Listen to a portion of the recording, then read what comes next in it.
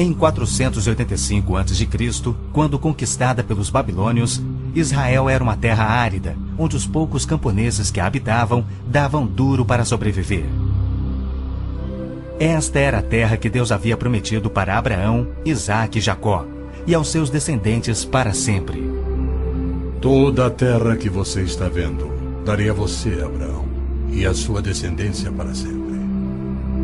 A terra não poderá ser vendida definitivamente, porque ela é minha. O povo que orgulhosamente habitava a terra prometida foi dizimado, espalhado e levado à Babilônia, onde passou 70 anos, conforme predito por Jeremias. Toda esta terra se tornará uma ruína desolada, e vocês estarão sujeitos ao rei da Babilônia durante 70 anos. Muitos judeus haviam voltado a Jerusalém para reerguer o templo, mas o resto da cidade estava em ruínas, suas paredes derrubadas e portões queimados. Em meio à desolação, Deus inspirou o profeta Zacarias a proferir uma das profecias mais notáveis já registradas. Ela predizia o período bíblico conhecido como os últimos dias. Farei de Jerusalém uma taça que embriague todos os povos ao seu redor. Farei de Jerusalém uma pedra pesada para todas as nações. O cumprimento dessa profecia após o admirável renascimento de Israel em 1948 é constatado pelo mundo todo. Exatamente como previsto na Bíblia, ao invés de Nova York, Berlim ou Moscou, a pequenina Jerusalém é o fardo maior dos países do mundo.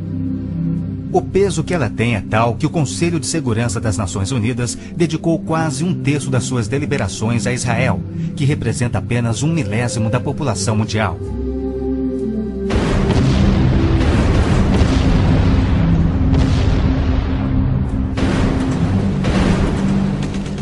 Jerusalém não seria o problema número 1 das Nações Unidas se a nação de Israel fosse facilmente intimidada, mas os seus militares são os melhores do mundo.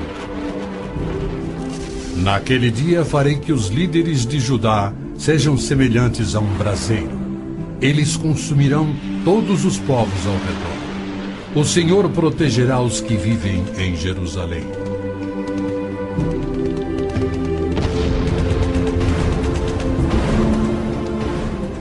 E exatamente como previsto, Israel tem devorado quem o ataca, vencendo todas as guerras, apesar de enormes desvantagens.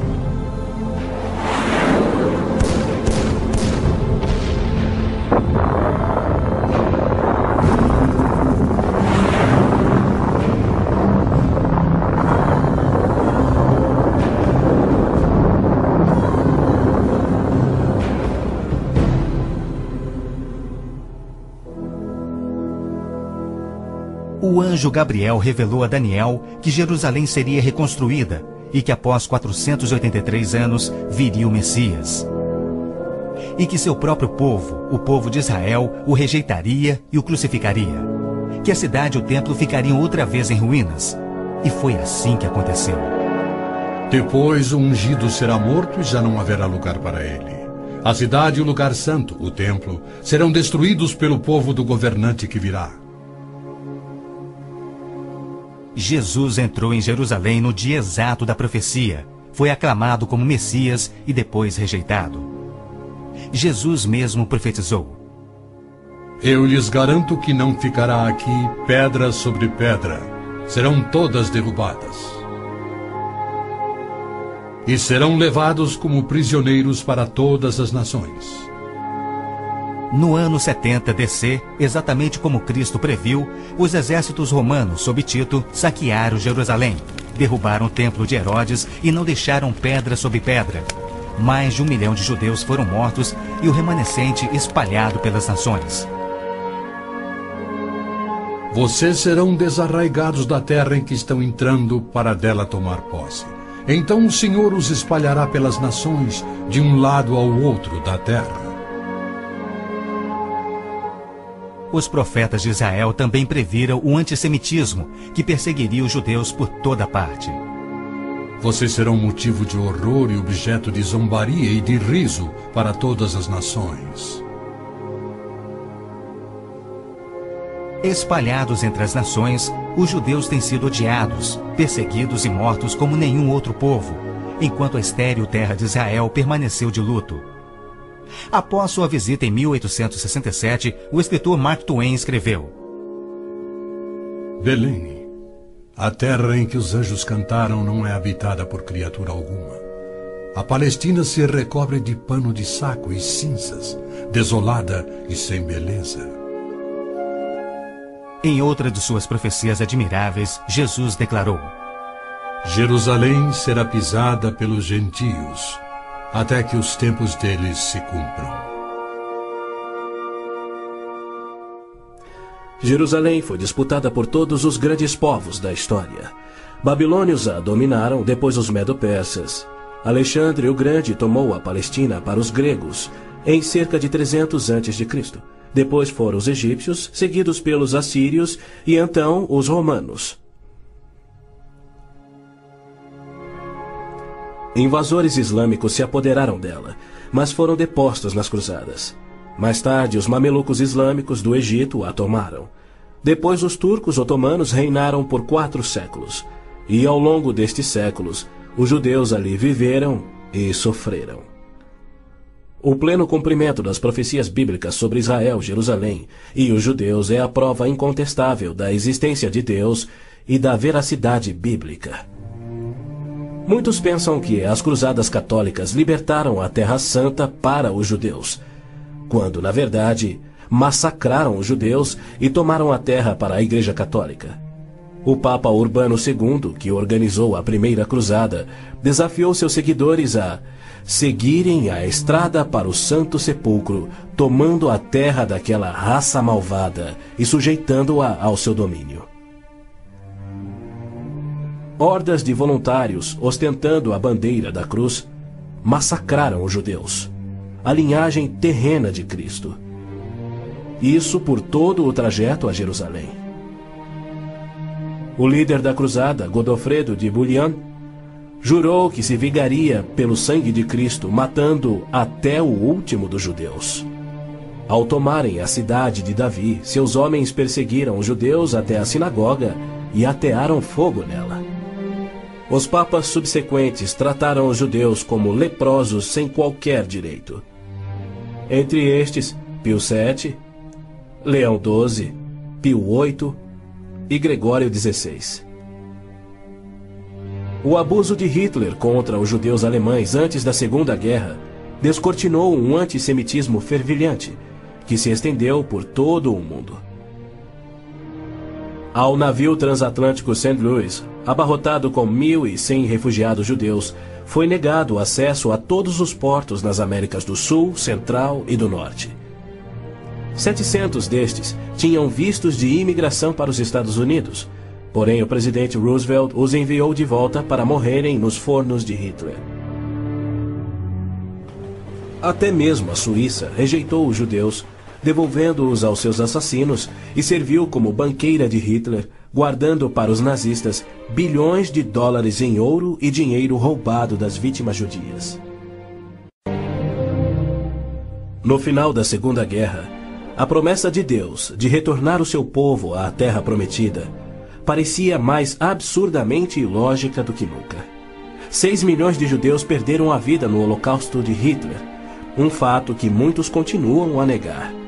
Embora Adolf Eichmann relatou, enquanto prisioneiro, que o massacre dos judeus foi o maior de todos os crimes, a maior dança funesta da história da humanidade.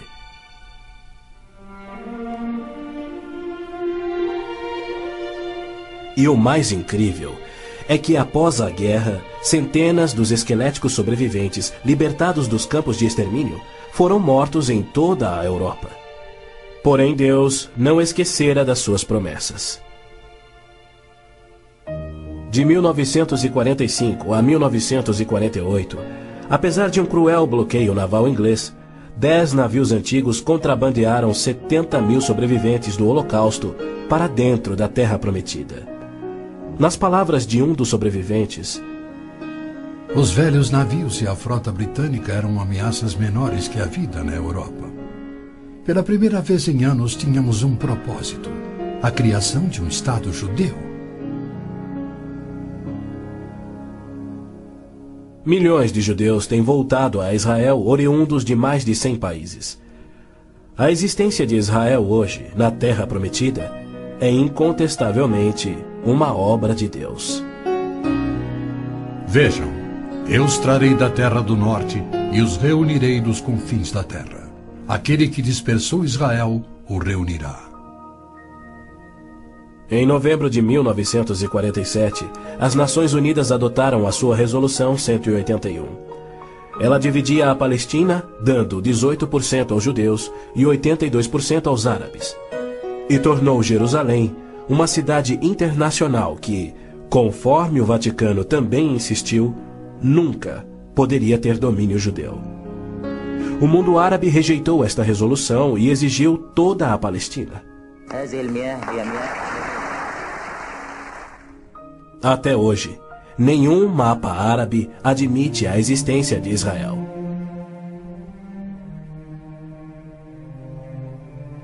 Em 14 de maio de 1948, Israel declarou sua independência. E foi imediatamente invadido por 6 nações árabes. Seus soldados eram várias vezes mais numerosos que os colonos judeus e tinham superioridade indiscutível em armas, tanques e aviões. Tendo recebido da ONU uma faixa estreita e indefensável de terra, rodeada de inimigos dispostos a exterminá-lo, Israel deveria ter sido aniquilado.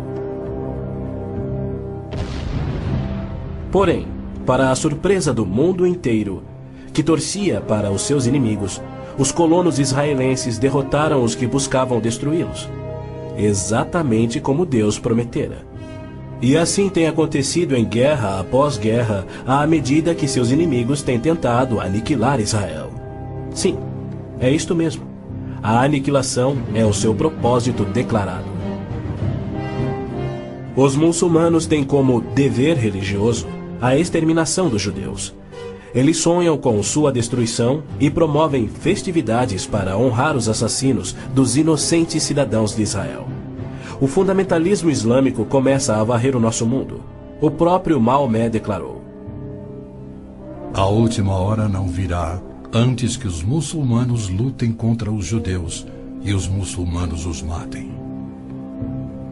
Mas por que a imprensa chama os terroristas muçulmanos de radicais e extremistas?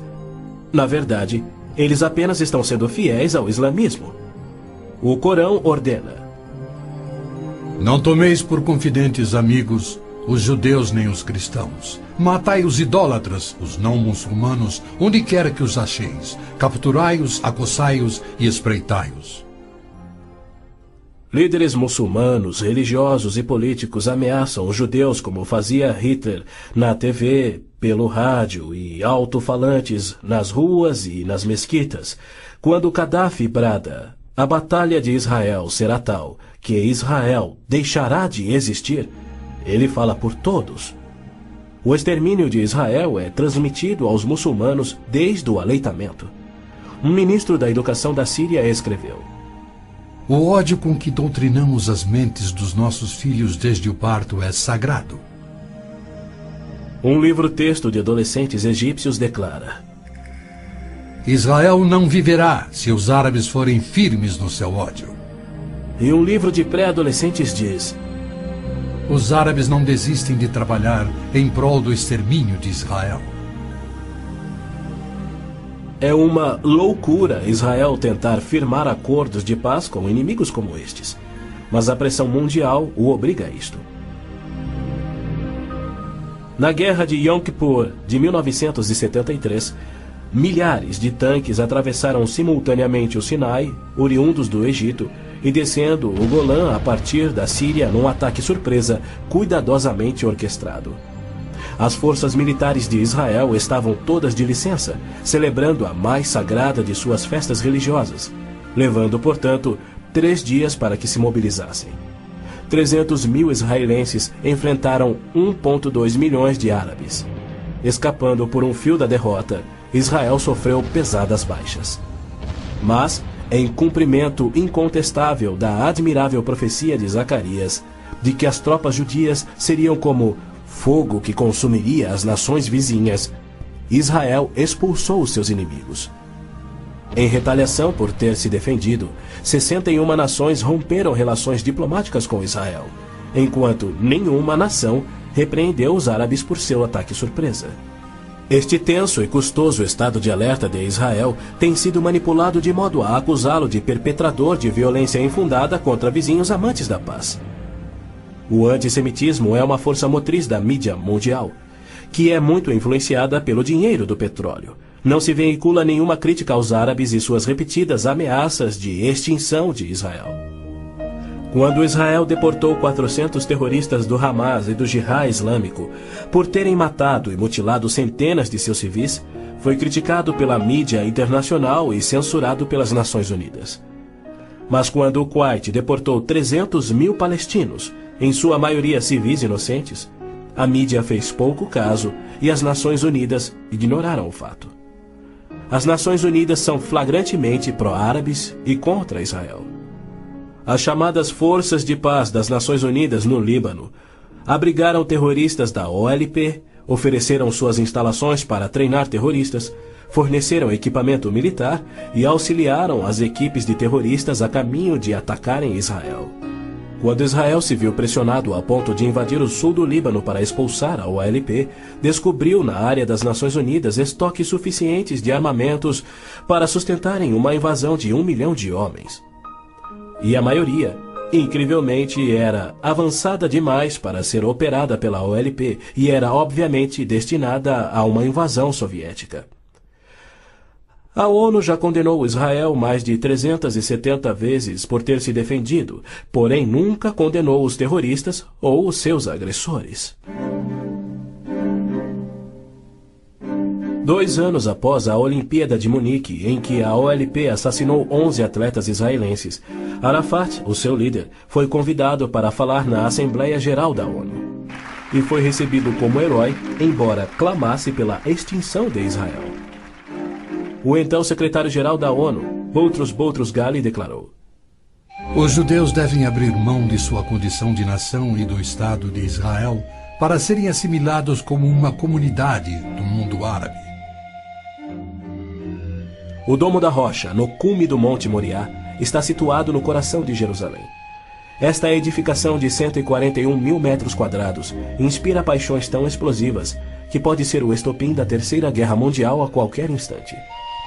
Foi ali que Abraão obedientemente construiu um altar e colocou sobre ele o seu filho Isaque, disposto a oferecê-lo como sacrifício a Deus. Mas Deus o impediu e proveu um carneiro para substituir a Isaque. 900 anos mais tarde, há cerca de 3.000 anos, o rei Davi comprou aquele terreno santo de Araúna, o Jebuseu, para poder edificar ali um altar a seu Deus. E foi ali que Salomão construiu o primeiro templo. Do templo judeu, destruído por 2 vezes, não resta nada. Em seu lugar se ergue o Domo da Rocha, um imenso monumento ao deus islâmico da lua, o antissemita Alá.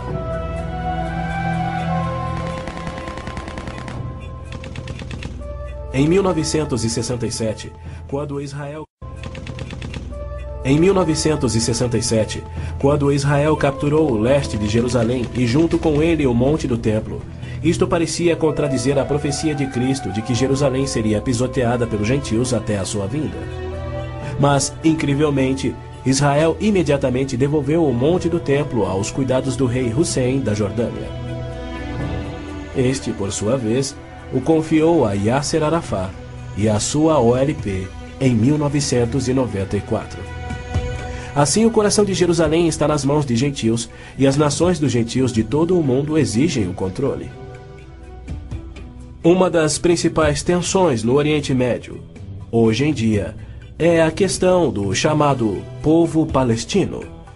A Organização de Libertação da Palestina, a OLP, liderada por Yasser Arafat desde 1969, alega representar os palestinos.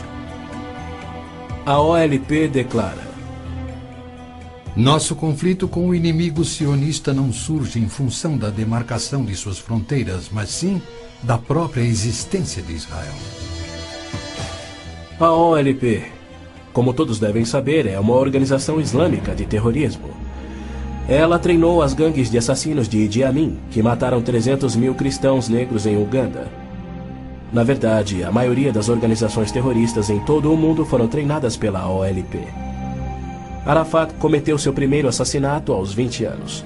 Sob sua liderança, a OLP se tornou a maior, a mais rica, a mais violenta e a mais sangrenta das organizações terroristas já conhecidas.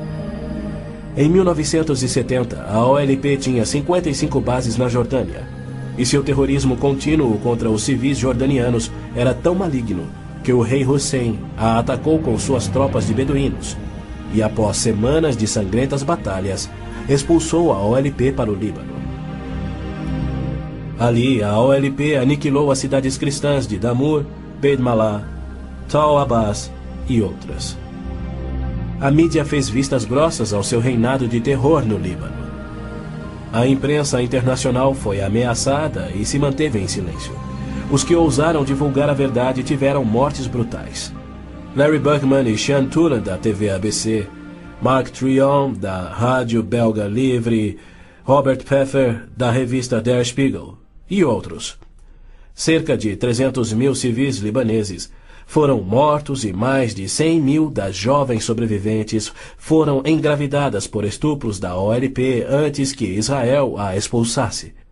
Porém, novamente, Israel foi censurado. Ladies and gentlemen, Mr. Arafat, Chairman of the Executive Council of the Palestine Liberation Organization, His Excellency Yitzhak Rabin, Prime Minister of Israel, the President of the United States. Quaisquer tratados de paz com a OLP têm como propósito único enganar Israel. O modelo que os muçulmanos seguem hoje foi dado por Maomé. Em 628, ele firmou um tratado de paz de 10 anos com sua tribo Quraysh, em Meca. 2 anos mais tarde, ele atacou Meca, matando os homens e escravizando as mulheres e crianças. Arafat declarou publicamente: Em nome de Alá, eu não considero o acordo de paz entre a OLP e Israel mais do que o acordo assinado entre nosso profeta Maomé e a tribo Quraysh. A paz para nós implica na destruição de Israel. O primeiro passo é fingir a paz para ganhar territórios dentro de Israel, de onde possa lançar sua destruição final. Por incrível que pareça, Arafat e seus assassinos da OLP têm sido eximidos e celebrizados pela mídia mundial. Este criminoso, impiedoso e sadista recebeu um prêmio Nobel da Paz e é honrado como campeão da justiça em prol do oprimido povo palestino. Palestinos? Nunca houve palestino, seja povo, nação, língua, cultura, religião ou economia. As alegações de serem descendentes de um povo palestino que supostamente habitou uma terra chamada Palestina por milhares de anos não passa de uma mentira intencional. A terra era chamada Canaã e era habitada por cananeus. E o que fora Canaã tornou-se a terra de Israel quando Deus a entregou ao seu povo. Porém, uma história revisada que oculta a verdade é promovida nas melhores enciclopédias e livros, incluindo publicações cristãs. Aqueles que hoje se denominam palestinos são árabes, por berço, língua, religião islâmica e cultura. A origem do termo Palestina provém dos filisteus, os arqui-inimigos do antigo Israel. Em 130 d.C., os romanos reconstruíram Jerusalém como uma cidade pagã, tendo um templo de Júpiter no lugar do templo judeu. Provocados à rebelião, 500 mil de judeus foram mortos e milhares escravizados. Os romanos, irados, renomearam a terra de Israel, batizando-a de Síria-Palestina. Assim surgiu o termo palestino. Dali em diante, os judeus que ali viviam foram chamados de palestinos. Na Segunda Guerra, o exército britânico tinha uma brigada palestina composta por voluntários judeus. A Orquestra Sinfônica da Palestina era de judeus, assim como o Palestine Post era um jornal de judeus. Em 1948, árabes fugidos de Israel começaram a alegar que eles eram os verdadeiros palestinos e que a terra de Israel sempre lhes pertencera. E a mídia mundial promove essa mentira. Mas a verdade é que em 1948 os árabes ocupavam meros 3% da Palestina. Enquanto que a posse de Israel data de 4.000 anos de quando Abraão adquiriu a caverna Macpela em Hebrom. Ali Abraão sepultou sua esposa Sara, e ali estão enterrados Abraão, Isaque, Rebeca, Jacó e Lia. Em Hebrom, Davi foi coroado rei. É um lugar sagrado para os judeus e não tem nada a ver com os árabes ou com o Islã. E ainda assim os muçulmanos ignoram a presença contínua dos judeus por 3.000 anos e dizem que Hebrom é sua. Construíram uma mesquita e estão determinados a expulsar todos os residentes judeus. Há meio século, o mundo convive com o problema de centenas de milhares dos autodenominados refugiados palestinos da guerra pela independência em 1948. Em mais uma mentira típica, a mídia internacional acusa os judeus de impiedosamente desalojarem a população nativa. Mas, na verdade, foi o alto comando árabe que os instruiu por rádio a deixar rapidamente a Palestina enquanto eles massacrariam os judeus. Uns 350.000 fugiram. Muitos ficaram. Os que ficaram hoje são cidadãos israelenses e atualmente compõem uns 16% do eleitorado de Israel. A Jordânia anexou o território palestino designado pela ONU, expeliu todos os judeus, destruiu as sinagogas judaicas e renomeou de margem ocidental as terras conhecidas por Judéia e Samaria desde os tempos bíblicos. Apesar dos milhões de dólares em jazidas de petróleo e uma área terrestre 700 vezes maior do que a de Israel, as nações árabes se recusam a aceitar quaisquer refugiados de 48 e a dar-lhes vida normal.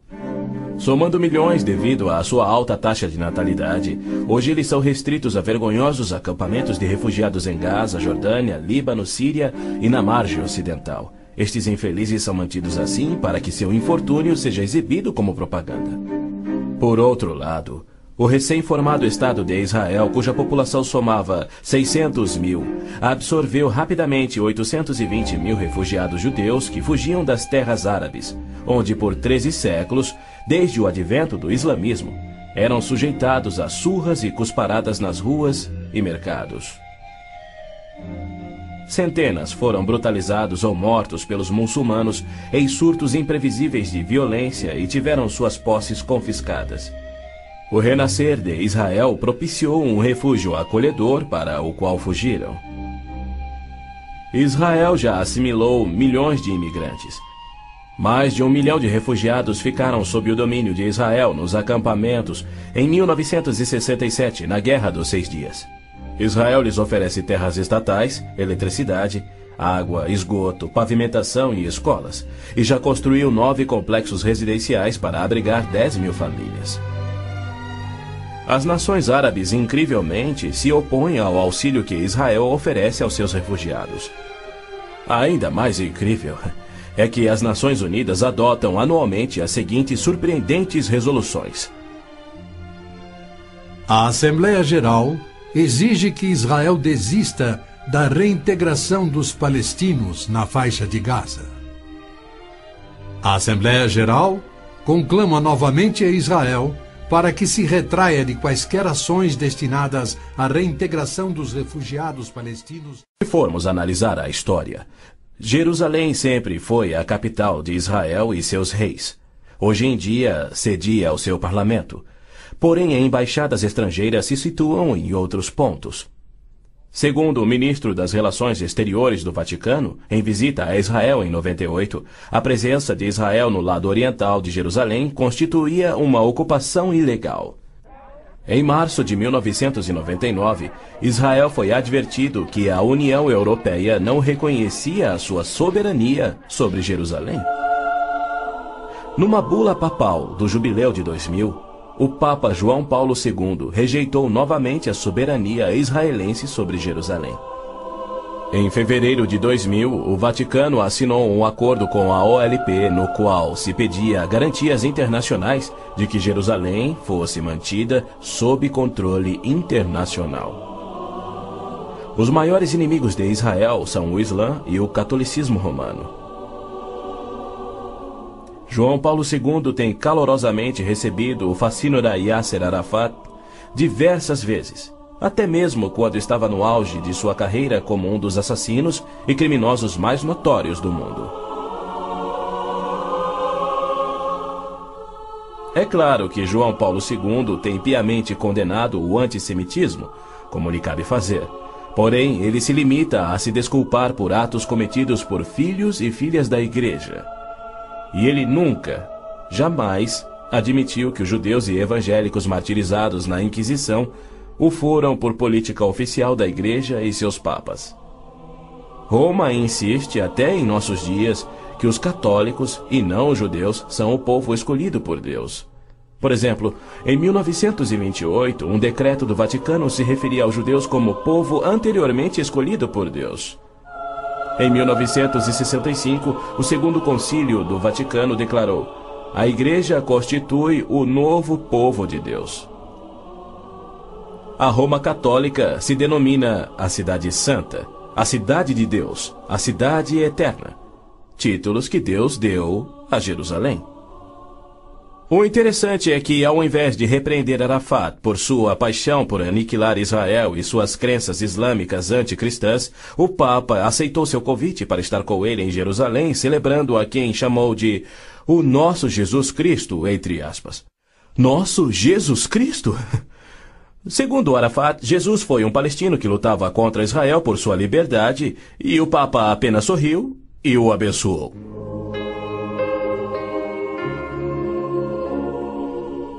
Os judeus culpam a Cristo e aos cristãos pelo antissemitismo do catolicismo romano. Mas o catolicismo, com seu falso evangelho de obras, sacramentos, purgatório e indulgências, não representa o cristianismo bíblico. Nenhum cristão verdadeiro poderia ser antissemita. Jesus foi um judeu. Inclusive, a Igreja Católica matou muito mais evangélicos do que judeus. O Papa Inocêncio III massacrou por completo a cidade de Béziers, na França. Morreram cerca de 60 mil cristãos albigenses. E segundo o Papa, foi o auge do seu papado. Os exércitos dos papas levaram um século para exterminar os albigenses e o mesmo destino foi imposto aos valdenses, huguenotes, husitas e outros. No massacre de São Bartolomeu foram chacinados 70 mil huguenotes, mais 200 mil foram mortos depois e 500 mil fugiram da França para salvar a vida. E como estes, há muitos outros exemplos. Hitler não assassinaria os 6 milhões de judeus se os séculos do antissemitismo romano não tivessem preparado o caminho. Em 26 de abril de 1933, Hitler relembrou aos representantes do Vaticano, Bispo Börning e Monsenhor Steinmann, que por 15 séculos Roma considerara os judeus parasitas a serem exterminados, e que ele lhes oferecia uma solução final para o problema dos judeus. Antes de se tornar o Papa Pio XII, o cardeal Eugênio Pacelli, núncio papal da Alemanha, entregou dinheiro do Vaticano a Hitler para formar o partido nazista. Ao se tornar Papa, Pacelli enviou uma mensagem de apoio ao Führer. Ao ilustre Herr Adolf Hitler, Führer e chanceler do Reich alemão. É com grande prazer que recordamos os muitos anos passados na Alemanha como núncio apostólico, ocasião em que fizemos de tudo para estabelecer relações harmoniosas entre a Igreja e o Estado. Agora, suplicamos ainda mais fervorosamente para alcançarmos este alvo. Era 1939 e os abusos de Hitler, bem como suas intenções para os judeus, já eram conhecidos em todo o mundo.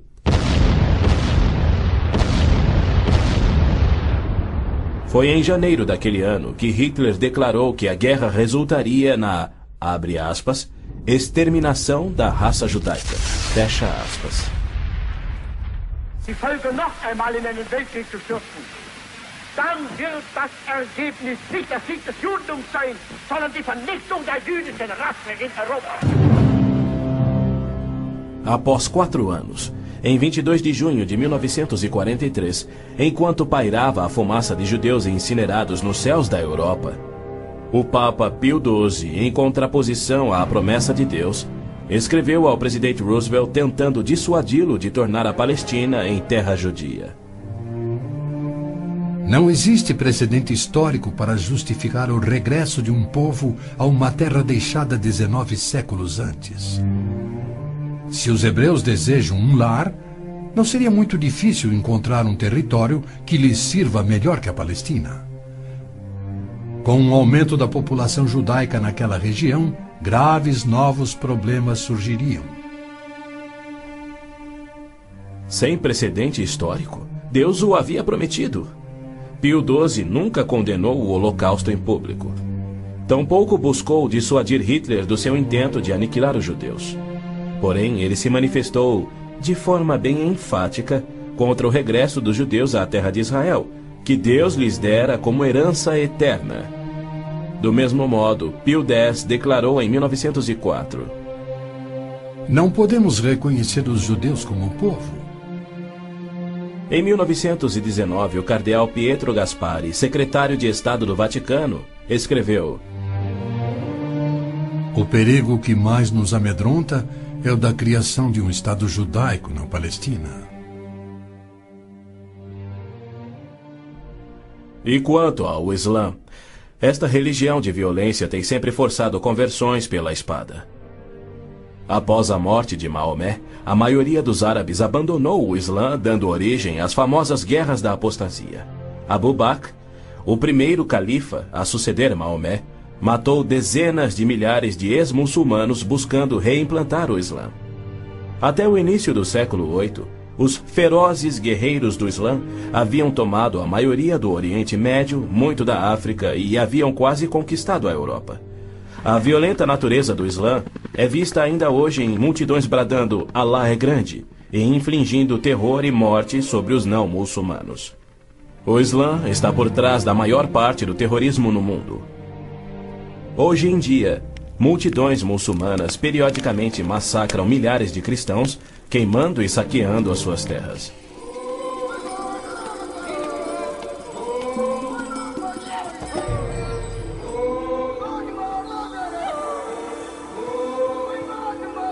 No sul do Sudão, milhões de cristãos negros estão sendo privados de alimento, escravizados e até mortos pelo governo islâmico do norte.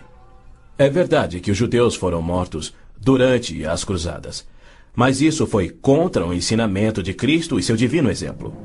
Já os terroristas muçulmanos matam como forma de obediência a Alá, em obediência ao Corão e ao ensino e exemplo de Maomé. Qualquer estudioso muçulmano concordará ser o dever sagrado de todo muçulmano em todas as eras praticar guerra santa o quanto for possível para forçar o mundo inteiro à submissão ao Islã. O Corão mantém mais de 100 versículos sobre lutar e matar neste propósito. Porém, a mídia internacional insiste em descrever o Islã como religião pacífica. Tony Blair, o premier britânico, classificou o Islã dizendo ser sinônimo da paz, tolerância, além de uma força para o bem. Muitos políticos de destaque no Ocidente têm elogiado o Islã e seus caminhos pacíficos, e líderes religiosos também.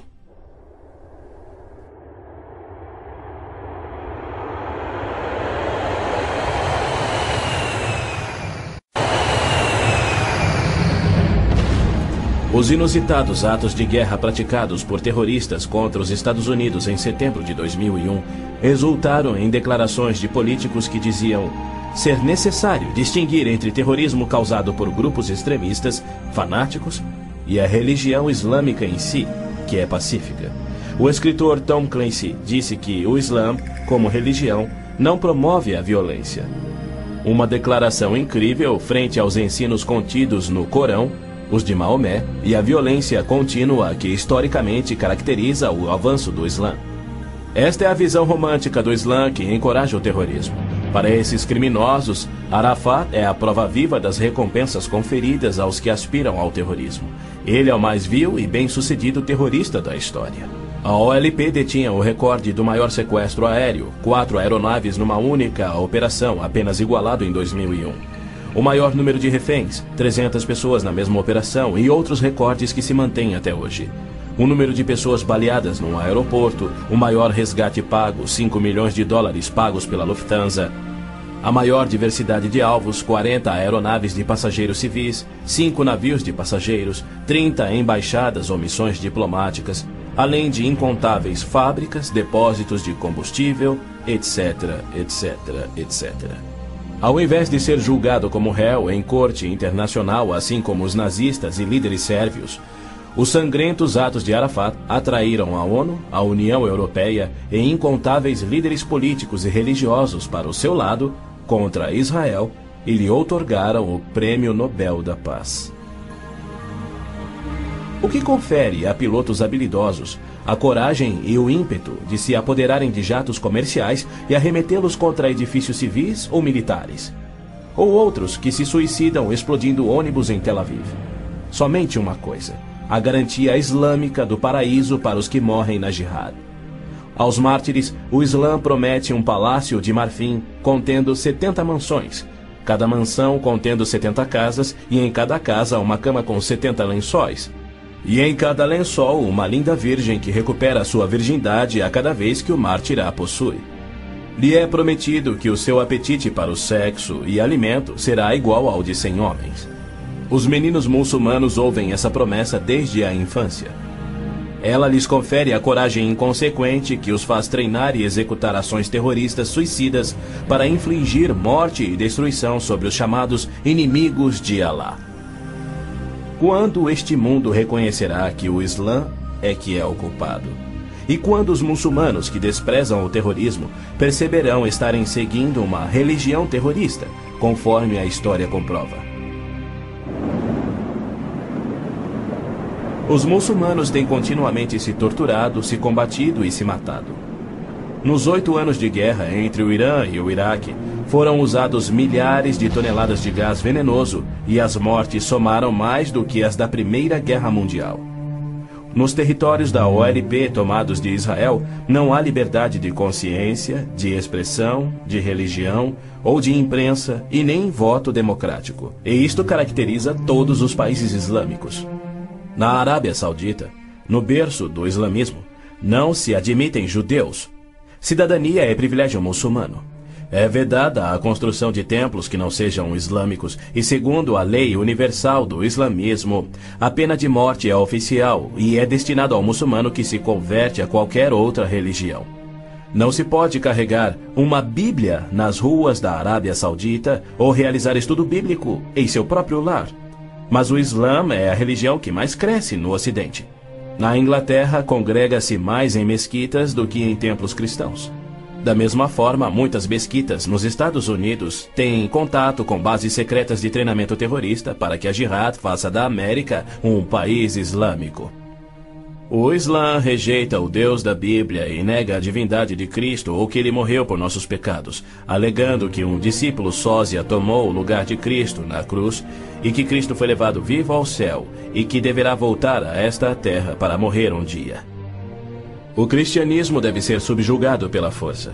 O Corão diz: matai os idólatras, os não muçulmanos. Onde quer que os acheis, espreitai-os. Combatei aqueles que não creem em Alá. Observem bem, assim é o Islã. Porém, segundo Robert Schuller, se ele voltasse daqui a 100 anos e descobrisse que seus descendentes eram muçulmanos, ele não se importaria. Ele pregou sua mensagem de Natal em 99 na grande mesquita de Damasco, segurando a mão do grão mufti islâmico. Mais tarde, quando entrevistado por Larry King, Schuller disse animadamente ter sentido a afinidade espiritual além de uma concordância de fé e filosofia, e se referia a esse líder muçulmano anticristão. A Bíblia diz que Deus deu a terra prometida ao seu povo escolhido, os judeus. Já o Islã diz que Alá deu estas terras aos árabes. Assim se desdobra um tremendo conflito entre o Deus de Abraão, Isaque e Jacó, que ama os judeus, e o Deus de Maomé, que odeia os judeus e pede a sua destruição. O conflito real não é entre judeus e árabes, mas entre o Deus da Bíblia cujo nome é Javé, e o Deus do Corão, chamado Alá. 12 vezes no texto bíblico Deus refere-se a si mesmo como o Deus de Abraão, o Deus de Isaque e o Deus de Jacó. Então, Javé declarou a Moisés: diga aos israelitas, o Senhor, o Deus dos seus antepassados, o Deus de Abraão, o Deus de Isaque, o Deus de Jacó enviou-me a vocês. Esse é o meu nome para sempre, nome pelo qual serei lembrado de geração em geração. É Satanás que tem inspirado 3.000 anos de antissemitismo. Se os judeus fossem destruídos, o Messias não poderia nascer. Mesmo após a vinda de Cristo, se Satanás destruísse os judeus, Javé seria um mentiroso, incapaz de cumprir sua promessa de restaurar a terra a Israel, para que dali Cristo reinasse no trono de Davi na sua segunda vinda. A integridade de Deus tem a ver com a sobrevivência de Israel. Embora não conste uma única vez no Corão, há mais de 800 menções de Jerusalém na Bíblia. Dela é dito repetidas vezes ser o local em que Javé, o Deus da Bíblia, estabeleceu o seu nome para sempre. Yasser Arafat alega que Jerusalém tem sido uma cidade árabe há milhares de anos, quando na realidade ela nunca o foi. Em julho de 1889, constou no jornal Pittsburgh Dispatch que, dos 40.000 habitantes de Jerusalém, 30.000 eram judeus e a maioria do restante era cristã.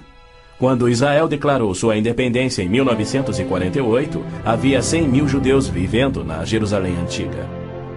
Ela foi fundada há 3.000 anos por Davi, o grande rei de Israel, e se manteve uma cidade judia desde então. Não é à toa que mais de 40 vezes a Bíblia se refere a Jerusalém como sendo a cidade de Davi. Ali Deus estabeleceu o trono de Davi para sempre. E naquele trono, o Messias, descendente de Davi, deverá reinar sobre Israel e o mundo. O Senhor Deus lhe dará ao Messias o trono de seu pai Davi, e ele reinará para sempre sobre o povo de Jacó. Jerusalém é um cálice de tontear porque líderes mundiais rejeitam o Deus bíblico e seu plano de paz para Jerusalém e o mundo. A insistência do Vaticano e da ONU de que Jerusalém deve ser uma cidade internacional e dos muçulmanos que dizem que ela lhes pertence constituem desafios ao Deus de Abraão, Isaque e Jacó, assim como a paixão muçulmana pela destruição de Israel. As nações muçulmanas estão se armando com mísseis capazes de portar ogivas químicas e biológicas, além de nucleares. Certamente não são armas de defesa. Todo mundo sabe que tem um propósito único: chover morte e destruição sobre Israel. A Síria já fabricou milhares de ogivas químicas, tem vastos estoques de armas biológicas e triplicou seu poderio militar e aéreo desde a Guerra de Yom Kippur em 1973. Israel também tem armas nucleares, atualmente posicionadas em modernos submarinos, e certamente não seria vencido sem utilizá-los. Era a isto que Cristo se referia quando, numa surpreendente profecia que antevia os armamentos modernos, ele alertou sobre uma destruição tão incrível que, se ele não intervisse para interrompê-la, não restaria vida na Terra? E se aqueles dias não fossem abreviados, ninguém sobreviveria. Ninguém sobreviveria. O Armagedon é tema frequente nas profecias bíblicas. A Bíblia descreve com clareza os eventos que anteciparão o Armagedon. Milhões de judeus já voltaram a Israel depois de serem espalhados entre as nações. Eles reconstruíram Israel a partir do nada e sentem-se seguros com uma falsa paz. Com a progressão do processo dessa falsa paz, os árabes matam e queimam as casas dos árabes que suspeitam estar cooperando com Israel. Terroristas muçulmanos que matam judeus são honrados nos países árabes. Ruas e feriados recebem os seus nomes. Na virada do milênio, o Prêmio Palestino de Cultura foi outorgado a Abu Daud por seu livro no qual descreveu como planejou e executou o assassinato de 11 atletas israelenses nas Olimpíadas de Munique em 72. Ainda assim, os israelenses seguem sonhando em alcançar a paz com aqueles que juraram exterminá-los. Logo a seguir virá aquilo que Jeremias chamou de o tempo da angústia de Jacó. Exércitos do mundo, sob o anticristo, serão trazidos ao Armagedon por Javé, no intento de puni-los por terem odiado, perseguido e matado o seu povo Israel, e para disciplinar Israel por sua descrença. Você, anticristo, avançará contra Israel, o meu povo, nos dias vindouros. Trarei você contra a minha terra para que as nações me conheçam, e todas as pessoas da face da terra tremerão diante da minha presença. Reunirei todos os povos para lutarem contra Jerusalém. Depois, o Senhor sairá para a guerra contra aquelas nações. As frases "a minha presença" e "o Senhor sairá para a guerra" indicam que Deus mesmo virá salvar Israel no Armagedon. Zacarias diz: Deus virá como um homem ressurreto que foi traspassado. Este só pode ser o Messias, a quem Isaías chamou Deus poderoso, o Pai eterno. Ouça novamente as previsões dos profetas judeus sobre a rejeição do Messias, sua crucificação pelo seu povo e sua morte pelos pecados do mundo. Perfuraram minhas mãos e meus pés na crucificação. Foi desprezado e rejeitado, eliminado da terra dos viventes. Por causa da transgressão do meu povo, ele foi golpeado. Então o ungido será morto e já não haverá lugar para ele, apenas para os pecados do mundo. Em consonância com os profetas de Israel, João nos revela o Armagedon no último livro da Bíblia e nos mostra Cristo voltando do céu para destruir o anticristo, exatamente como Paulo também profetizou. Vi os céus abertos e diante de mim um cavalo branco, cujo cavaleiro se chama Fiel e Verdadeiro. Seus olhos são como chamas de fogo, e seu nome é Palavra de Deus. Então vi a besta, o anticristo, os reis da terra e os seus exércitos, reunidos para guerrearem contra aquele que está montado no cavalo e contra o seu exército. Mas a besta foi presa, e com ela o falso profeta. Os dois foram lançados vivos no lago de fogo.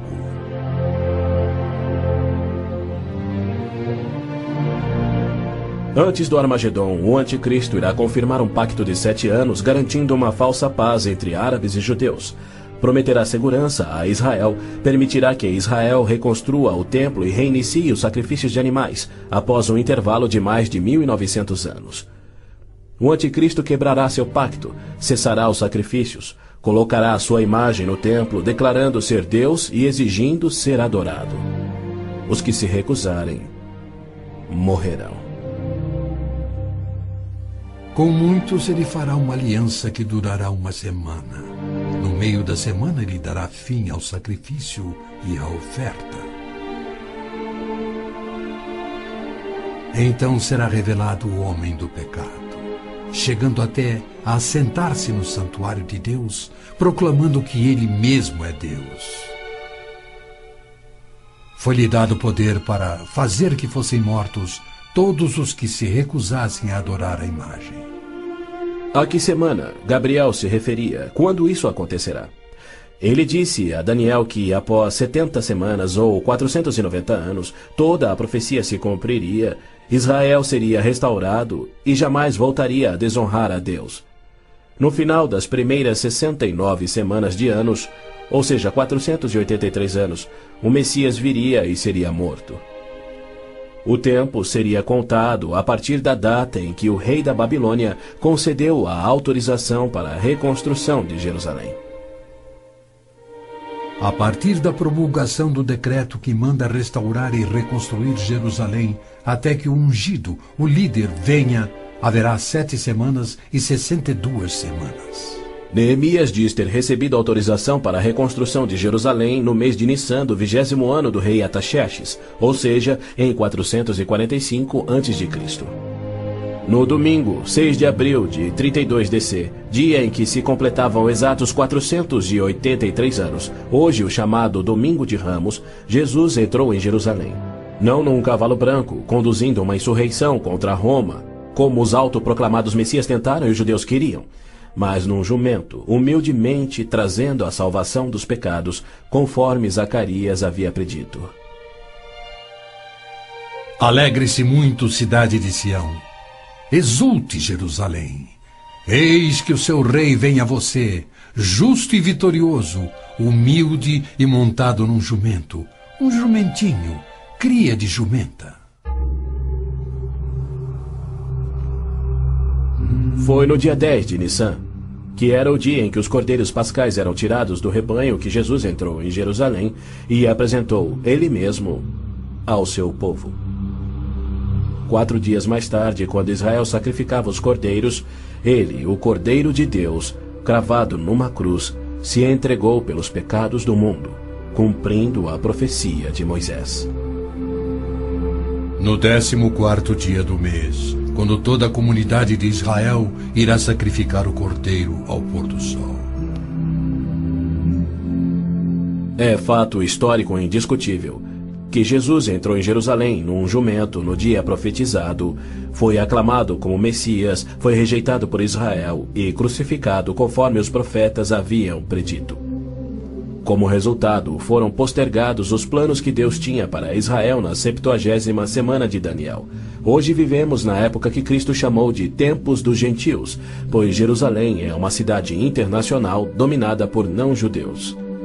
E Cristo tem construído a sua igreja, composta tanto por judeus quanto gentios que creem em seu nome. Somente quando esta igreja for arrebatada para os céus, conforme prometido por Cristo, é que terá início a 70ª semana de Daniel. Israel tem profundos problemas espirituais e morais, há hostilidade entre judeus religiosos e seculares e uma desilusão crescente com o judaísmo, especialmente entre a juventude. Israel sofre com drogas, pornografia, prostituição, juventude rebelde, estupros, roubos e assassinatos. Israel precisa se voltar em arrependimento para o Deus de Abraão, Isaque e Jacó. Mas os rabinos nada têm para oferecer aos pecadores arrependidos. Exatamente como Oséias profetizou, eles não fazem sacrifícios pelo pecado há 1900 anos, pois não têm um templo. Pois os israelitas viverão muitos dias sem rei e sem líder, sem sacrifício. Foi Deus quem profetizou essa condição. Por que ele permitiria que seu povo escolhido ficasse sem sacerdócio e sem templo no qual oferecer os sacrifícios pelos pecados que ele havia ordenado? Isso só faz sentido se o sacrifício de Cristo na cruz cumpriu todos os sacrifícios do Velho Testamento que já não são mais necessários. Caso contrário, Deus abandonou o seu próprio povo e todo o mundo sem recurso para o pecado. E isso ele nunca faria. As escrituras hebraicas contêm mais de 300 profecias, indicando quando e onde o Messias nasceria e como reconhecê-lo quando ele viesse. Cada uma destas foi especificamente cumprida ao pé da letra na vida, morte e ressurreição de Jesus de Nazaré. Se ele não for o Messias, então não existe o Messias. Pois foi Cristo que, no dia exato revelado pelo anjo Gabriel a Daniel, entrou em Jerusalém num jumento, foi aclamado Messias, depois rejeitado e crucificado conforme profetizado. Segundo as escrituras do próprio povo de Israel, aqueles que esperam a primeira vinda do Messias já estão atrasados em 1900 anos. A única esperança de Israel está na sua segunda vinda, e podemos ter certeza de que, havendo gerado a nação de Israel, Deus irá cumprir o seu propósito. Havendo gerado a nação de Israel, Deus irá cumprir o seu propósito. Pois ele declara: Pode uma nação nascer? Acaso faço chegar a hora do parto e não faço nascer, diz o Senhor? Acaso fecho o ventre? Tragicamente, muitos judeus só crerão no seu Messias no Armagedon. Quando Javé aparecer em pessoa para salvar Israel da destruição pelos exércitos, eles reconhecerão finalmente ser o Messias, aquele que foi traspassado e morto pelos seus pecados e que ressuscitou como o próprio Messias predito pelos seus profetas, a quem rejeitaram. Então todos os judeus ainda vivos irão crer. Mas para todos aqueles, judeus e gentios, que morrerem sem crer nele, tragicamente não restará esperança.